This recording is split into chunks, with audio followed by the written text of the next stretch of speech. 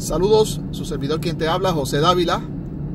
Bienvenidos a nuestro canal de charlas, escrutinio, debates, comentarios, análisis, etcétera, etcétera, etcétera, el cual titulamos El Universo Desconocido. Y en esta ocasión vamos a hablar de un tema que titulé 7Q5. Pero antes de empezar con este tema, quiero expresar mi más sentido pésame a aquellas personas que han perdido a algún familiar, algún ser querido, algún amigo, un jefe, un compañero de trabajo, un primo, una tía, un abuelo, un papá, un hijo. En fin, un ser querido, todos quedan resumidos ahí. Pues por el asunto de la pandemia que está azotando a la humanidad en estos momentos. A la misma vez quiero exhortarles a que sigamos cuidándonos, que no bajemos la guardia para no caer como han caído muchos a nivel global. Así que vamos a cuidarnos para extender nuestra vida y prolongarlas un poco más. Bueno, 7Q5. ¿Por qué le puse ese título a este video?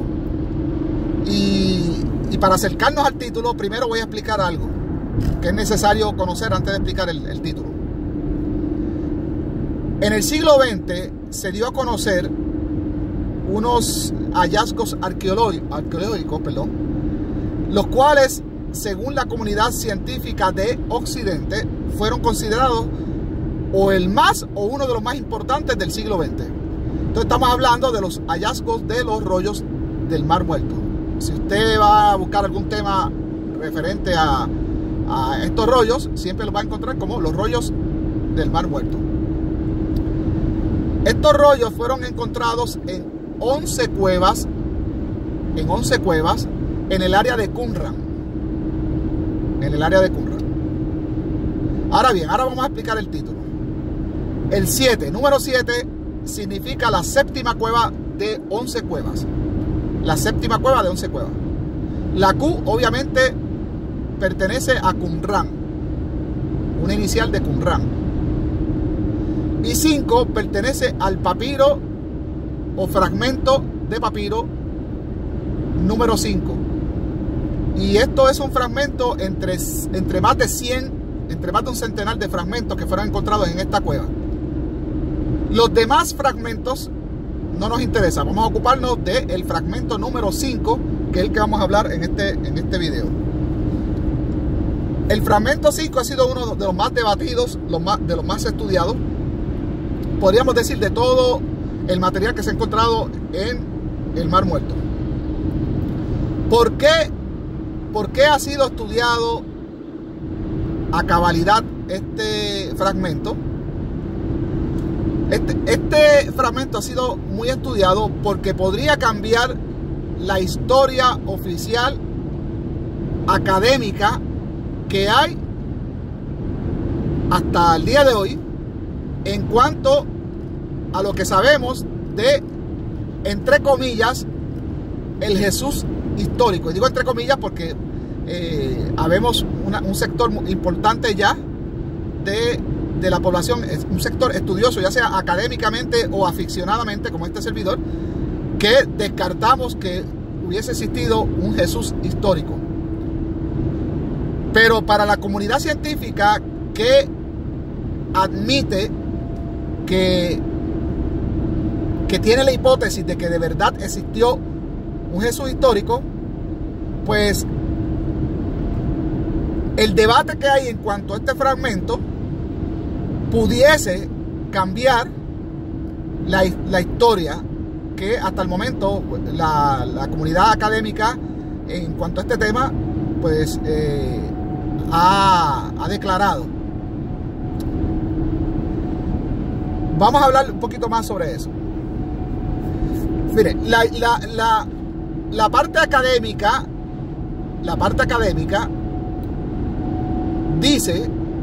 asevera que todo el material que existe del Nuevo Testamento, mayormente lo que son los evangelios, vamos a dejar las cartas paulinas a un lado, los evangelios Pues que los evangelios fueron escritos después del primer siglo.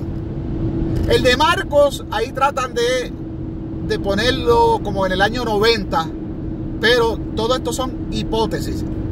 Y tengo que hacer la salvedad. En este ámbito académico, lo que no tenemos nada, no tenemos datos confirmados. Todo es un forcejeo de opiniones. Forcejeo de opiniones. Todo es debate, forcejeo de opiniones y nada más. Así que estas dataciones a la cual la comunidad académica pues ha llegado ellos llegaron a ese consenso,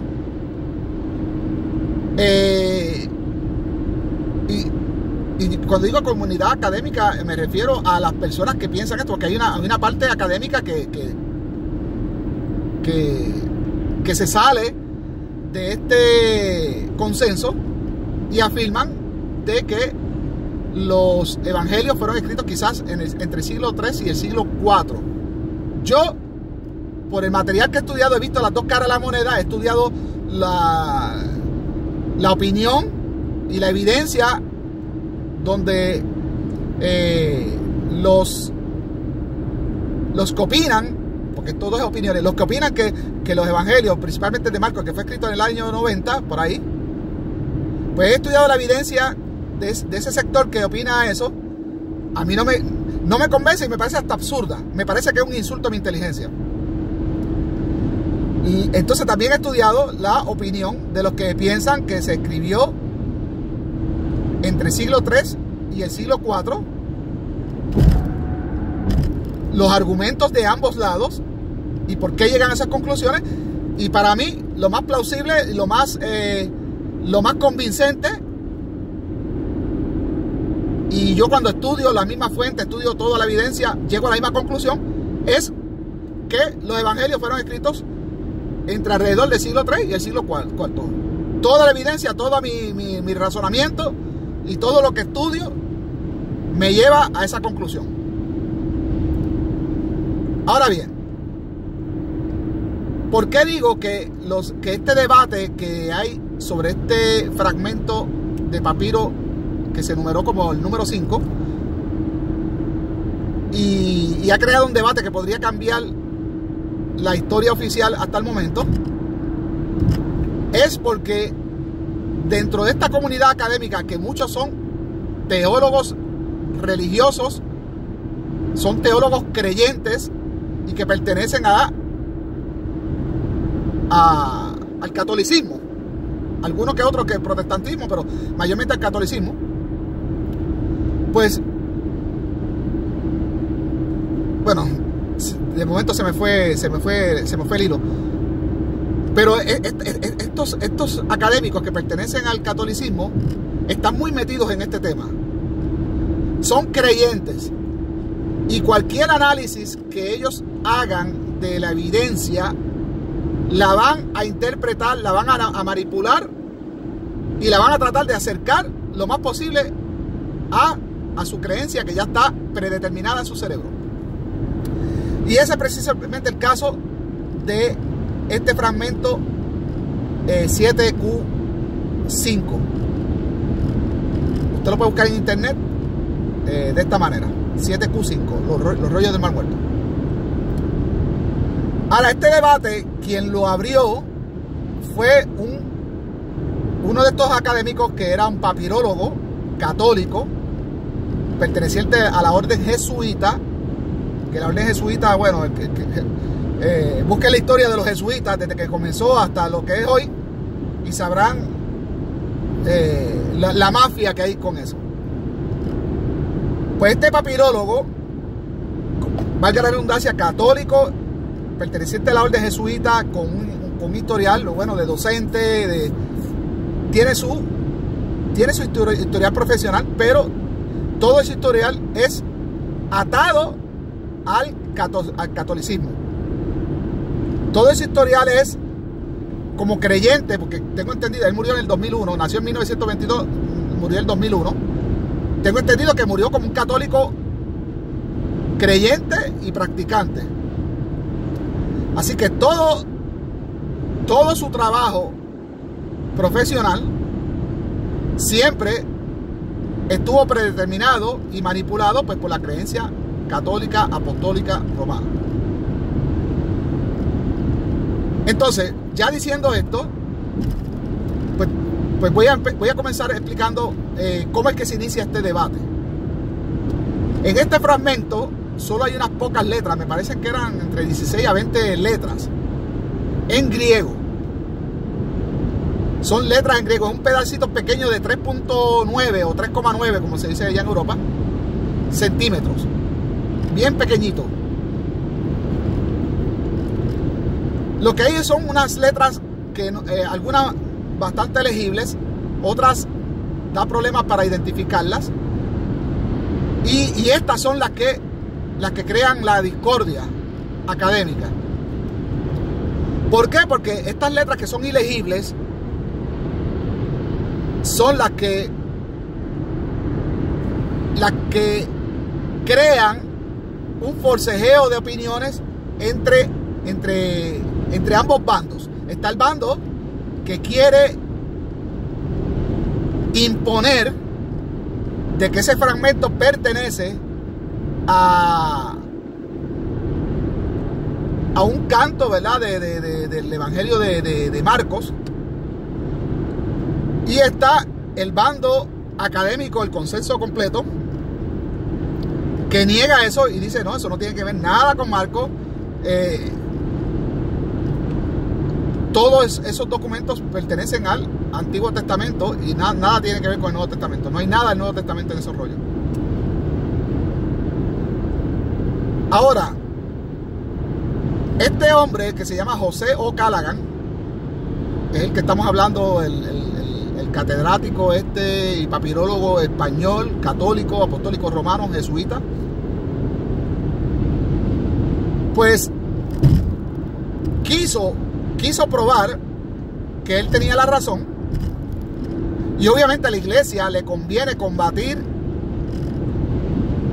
esta hipótesis académica que sugiere y que concluye hasta el momento de que los evangelios fueron escritos, el más temprano siendo el de Marcos ya para el año 90 y los demás tardíos, más tarde que eso.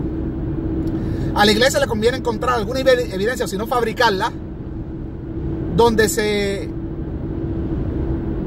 revuelque esa hipótesis y donde se traiga los evangelios más cercanos a el año 33, que es donde el mito, donde la leyenda y la tradición pues dice que fue que murió Jesús de Nazaret.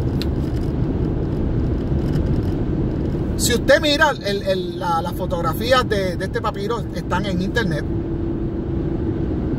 Si usted ve ese fragmento, esa foto, usted se va a reír y va a ser algo absurdo saber de que hubo un debate con esto. Son algunas palabras y cuando se empiezan a identificar estas palabras, por ejemplo, donde este Callaghan veía una omega, pues el resto de la comunidad pues veía una tau. Entonces cada cual veía una letra de acuerdo a su convicción previa. Ninguno está haciendo un análisis objetivo. De hecho, en una de ellas, Callaghan dice que era una omega, y yo la miro y eso no me parece a mí una omega. Entonces, obviamente el resto de la comunidad niega que sea una omega. En fin, este hombre pues trata de las letras esas que están ilegibles, trata de él interpretarlas y darle un valor, pero el valor que le conviene a él. Son ilegibles, se aprovecha de eso y como es cuestión de debate y de opinión y de forcejeo, porque son ilegibles, pues él acomoda y acuña las letras que él quiere que se conviertan esas ilegibles para poder decir, mira, estas letras forman una palabra que están en el Evangelio de Marcos, que vendría siendo mayormente, creo que es Genesaret, que es el nombre que también se le da al lago de Galilea.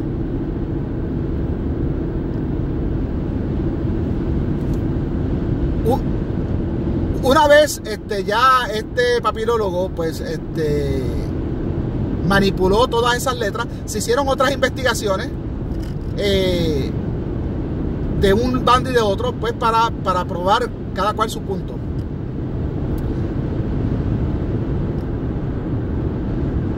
En esta cueva habían no solo ese fragmento, obviamente había más de un centenar de fragmentos encontrados allí. ¿Qué pasa? Que en la papirología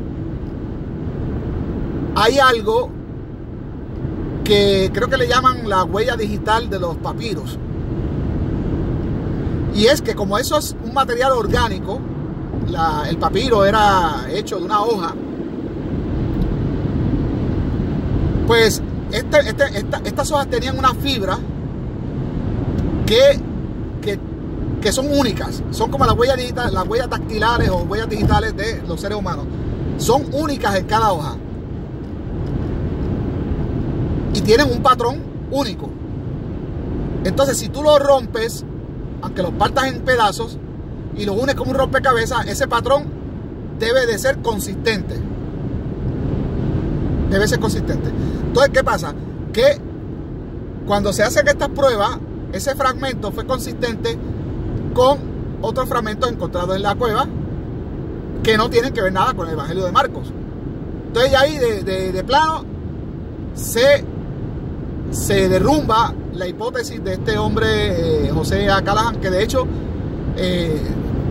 fue desprestigiado por toda la comunidad académica por estos alegatos absurdos, porque obviamente quería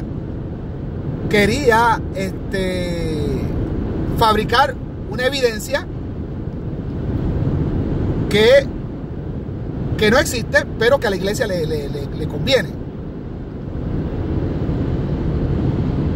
Pues el debate pues quedó ahí.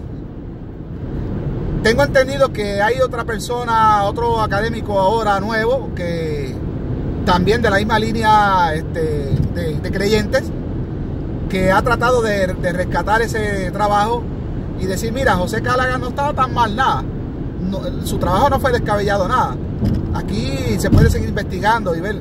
Entonces como que está tratando de rescatar otra vez un debate que ya había sido cerrado, que era absurdo, pero es como lo que está sucediendo ahora con Trump, que aquí en Estados Unidos, que perdió las elecciones, pero quiere mantener el debate, fabricando evidencia, y eso pues funciona en la mente de las personas.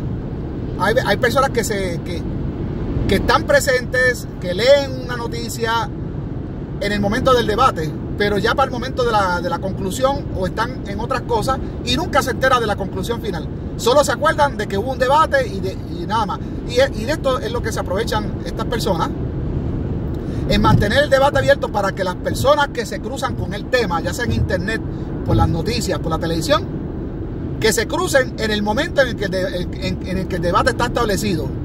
Y obviamente en un debate pues hay que conocer las dos posturas. Y la persona pues se queda con eso, sabiendo, no, hay un debate con eso, no hay nada concluido y ya. Después, cuando posteriormente sale la conclusión final de la comunidad académica, pues muchas personas o no lo ven en televisión, o no se cruzaron, o perdieron el interés, y solo se quedaron en su memoria con aquel debate que hubo.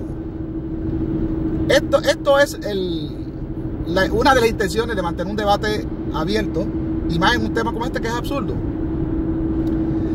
Quería traer esto a mi canal, puesto que yo tengo un estudio, el cual titulé ¿Existió Jesús? Está aquí, de hecho hice un playlist en orden sucesivo, ¿verdad? De ese trabajo.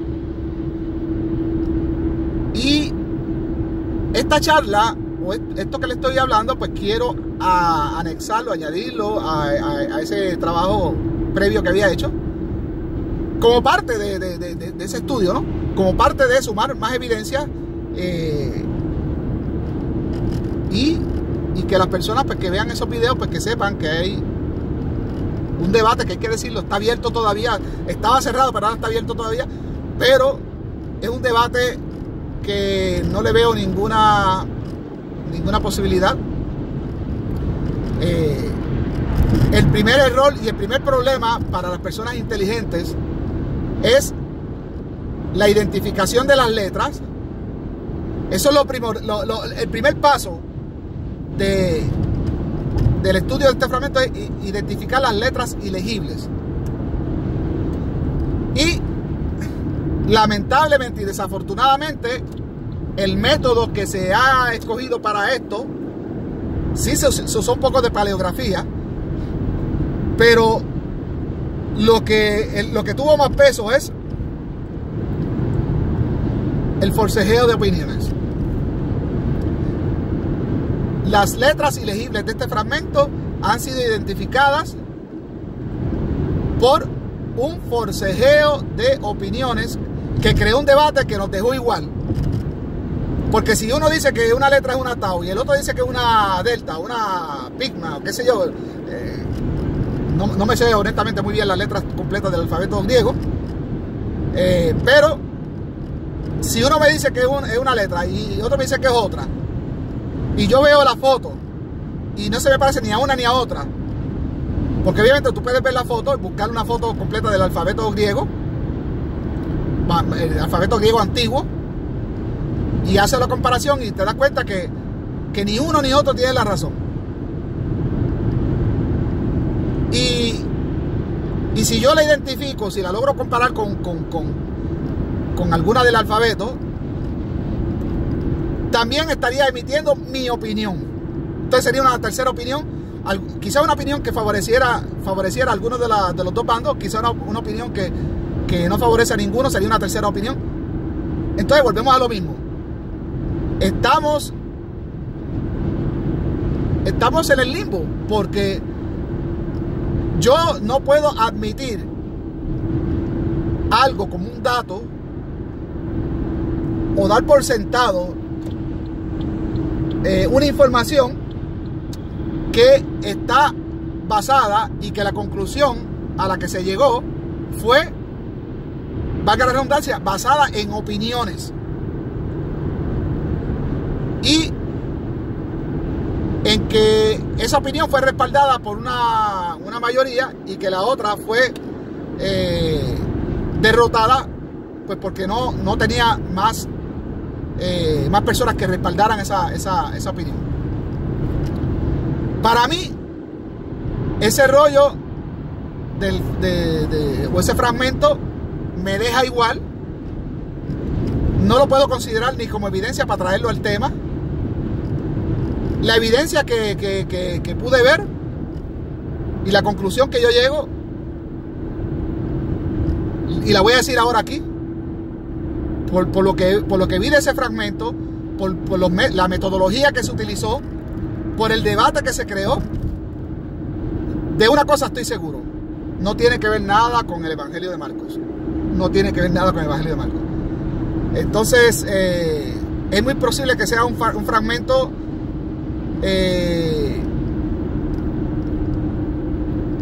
del libro de Macabeos, o que sea un fragmento de algún otro libro o manuscrito antiguo. Acuérdense que para ese tiempo no había un canon todavía. Bueno, más o menos sí había un canon, porque ya existía el canon alejandrino. Tengo que destacar que estos rollos todos, independientemente, antes de que se le hiciera la identificación de letras y todas estas cosas, estos rollos fueron datados con un margen de error de 50 años, y fueron datados entre el 50 antes de la era común o antes de la era cristiana y el 50 después de la era común o de la era cristiana.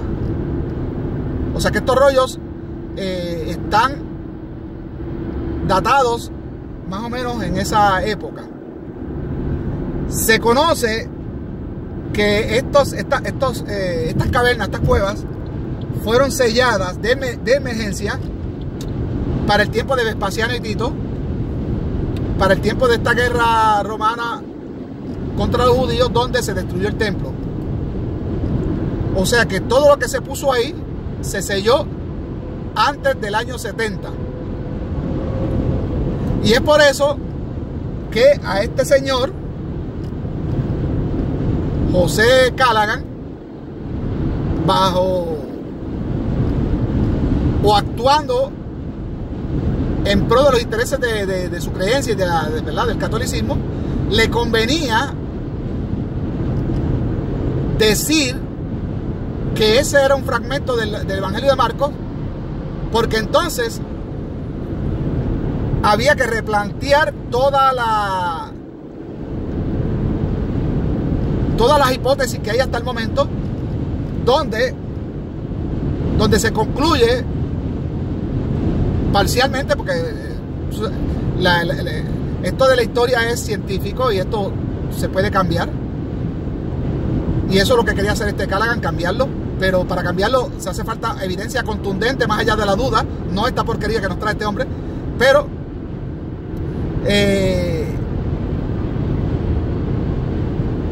la historia pues ya está establecida de esta manera, de que el fragmento el evangelio más antiguo es el de Marcos, y fue escrito entre el año 90 y el 100, entre esa década. Entonces a José le convenía, a este Callaghan le convenía tratar de fabricar esta evidencia, de cambiar la perspectiva académica, porque si él lograba convencer a la comunidad científica de que ese fragmento que se encontró en esta cueva número 7 era de Marcos, entonces había que retrasar la historia, las conclusiones a las que se ha llegado hasta ahora de que, el Evangelio de Marcos fue escrito entre el 90 y el 100, y habría que ponerlo para antes del año 70, cuando se cerraron estas cuevas, porque obviamente todo el material que está ahí fue puesto en esa cueva y sellado antes del año 70. Entonces, una vez más, si Callaghan hubiese logrado convencer a la comunidad científica e internacional, y no solo científica, sino esto ahora está por internet, esto ahora está visible para todo el mundo, para ti, para mí. Entonces, si él hubiese logrado convencer a la comunidad científica y mundial de que ese fragmento que estaba en esta cueva número 7 era de Marcos, pues ya por gravedad había que cambiar todos los libros, toda la literatura y todo lo que se ha escrito, y todas las conclusiones, todo lo que se enseña en las universidades, y hasta la misma Iglesia Católica, ¿verdad? Para los teólogos, y había que cambiar todo eso, porque hasta ahora la historia oficial, avalada por toda la comunidad científica, teológica y demás, pues todos afirman, y hay un consenso, de que el Evangelio de Marcos, que es el más antiguo, fue escrito entre el año 90 y el año 100. Y esto, si Callaghan hubiese mostrado lo contrario, había que entonces cambiarlo para el año en que se cerró esta cueva, que fue un año o meses antes de la destrucción del templo, de que los romanos actuaran en contra de los judíos. Porque esto, el sellar estas cuevas y el esconder estos rollos fue un acto de emergencia para preservar esos documentos. Ellos tenían miedo de que los romanos erradicaran con todo, porque ya había pasado, ¿verdad?, en otras bibliotecas, como en Alejandría y demás. Entonces, En esa actuación de emergencia para preservar los documentos se sellaron estas cuevas, se escondieron, se sellaron antes del año 70. Y esto es todo lo que quería compartirles, ¿verdad? Para que si algún día se topan con algún conferenciante que esté hablando de estos hallazgos y de estas propuestas, de esta hipótesis de Callaghan, que sepan de antemano que este Callaghan fue desacreditado por toda la comunidad académica, de que es absurdo, y no solo por la comunidad académica. Si usted se mete en el tema, como lo he hecho yo en los últimos días, y evalúa, nada más de evaluar la evidencia que trae Callaghan, es absurda, se nota que es fabricado, y yo creo que ni a mi hijo de 2 años puede convencer con eso. Mi mente, mi razonamiento no admite evidencias basadas o construidas por opiniones. Si hay algo, por ejemplo, como estos papiros, si hay algo que no es legible, una letra que no es legible, yo por un punto no puedo decir que ahí había una I abajo, o por una rayita y que lo demás esté borrado, yo no puedo decir que ahí había una E, porque solo hay una rayita, todo lo demás se borró. Esa rayita pudo haber sido una L, pudo haber sido una G en la parte donde la curva se endereza, pudo ser un montón de letras, la H, la K. Entonces, no insulten nuestra inteligencia. Si es ilegible, es ilegible. No traten de darle que si se parece a esta, que si se parece a, que si yo veo una letra y aquel ve la otra. No. No es admisible. En la mente del siglo XXI, ese tipo de juegos, ese tipo de conclusiones basadas en un forcejeo de opiniones no debería de contar. Así que para mí, este fragmento de Qumran me deja igual. Mire, yo voy más allá. Yo voy más allá. Y voy a concluir con esto. Quizás algún día haga un video sobre esto. Los textos que se han encontrado en Sumeria, en la antigua Mesopotamia, que están escritos en la lengua cuneiforme,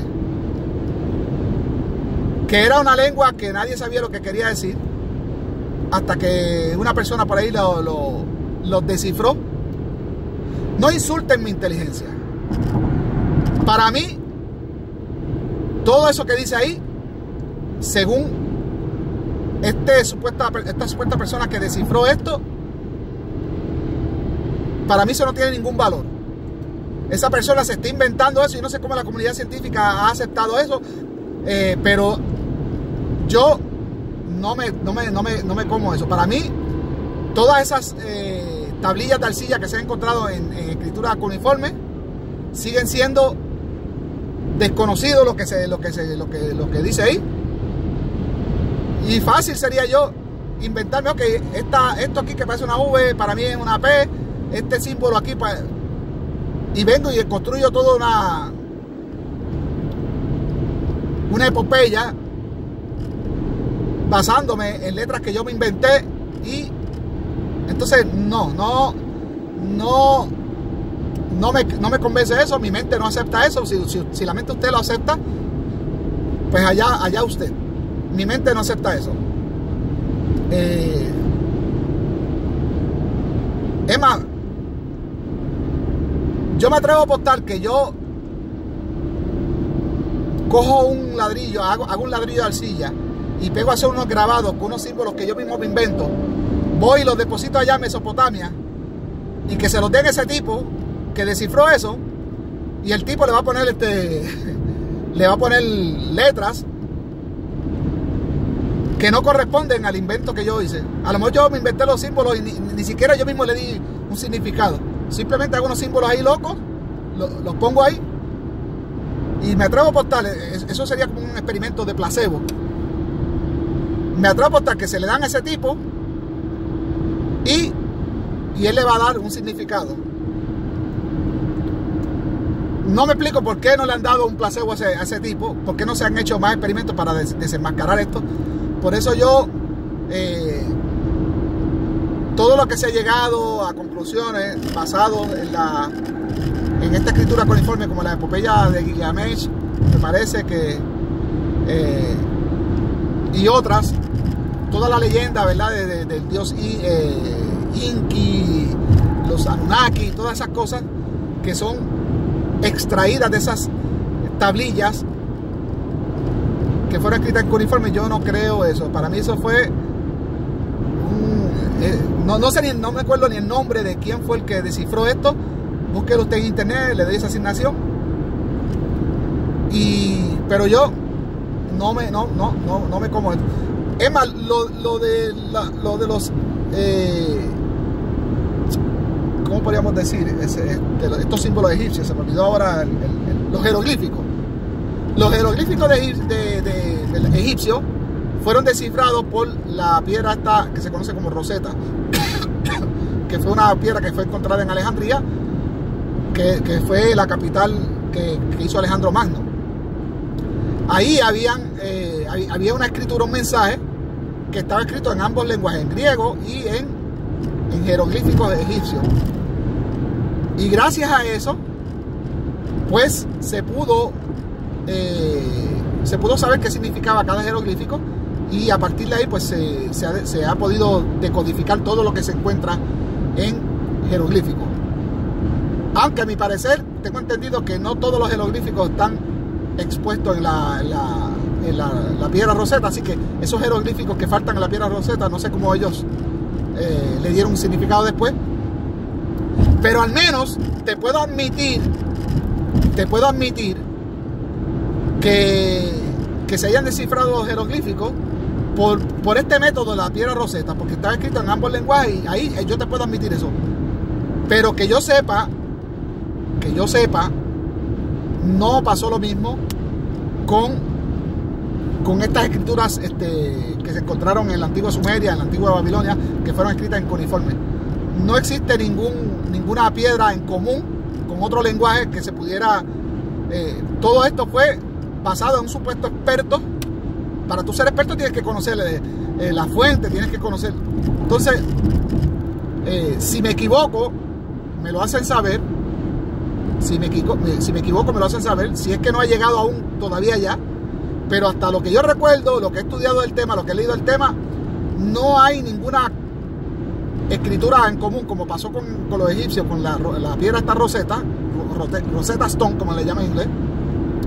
Pues no es el mismo caso en estas tabletas de arcilla